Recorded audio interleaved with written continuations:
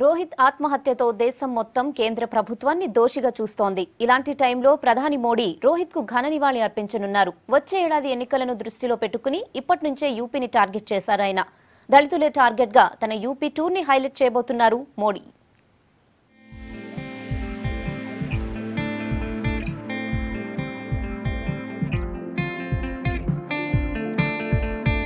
Uttar Pradesh టూర్కు ready అయ్యారు ప్రధాని నరేంద్ర మోడీ. తన సొంత నియోజకవర్గం వారణాసి, యూపీ రాజధాని లక్నోలో ఇవాళ పర్యటించనున్నారు. ఫస్ట్ తన సొంత నియోజకవర్గం వారణాసిలో పర్యటిస్తారు.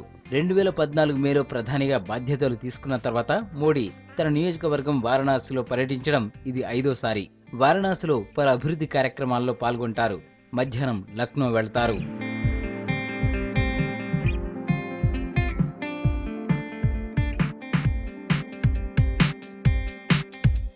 Modi Lucknow tour hot topic గా మారింది. ప్రధాని అయ్యాక యూపీలో పర్యటించిన రాష్ట్ర రాజధానిలో మాత్రం అడుగు పెట్టలేదు.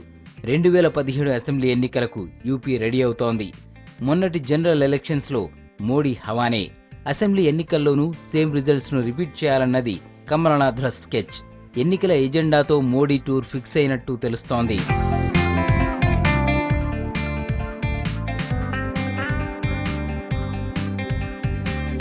లక్నోలో మోడీ అభివృద్ధి కార్యక్రమాల్లో పార్టిసిపేట్ చేయనున్నారు. అంబేద్కర్ మహాసభ కార్యాలయాన్ని విజిట్ చేస్తారు. అక్కడ అంబేద్కర్ కు నివాళులు అర్పిస్తారు. Same time Babasaheb Ambedkar university 6వ స్నాతకోత్సవంలో పాల్గొనున్నారు ప్రధాని. ఈ కార్యక్రమంలో హెచ్యూ విద్యార్థి రోహిత్ మృతికి ఘన నివాళి అర్పించనున్నారు ప్రధాని. తన కేబినెట్ సహచరులపై విమర్శలు వెల్లువెత్తుతుండటంతో ఈ ఘటనపై ఆయన స్పందించే అవకాశం ఉందని తెలుస్తోంది.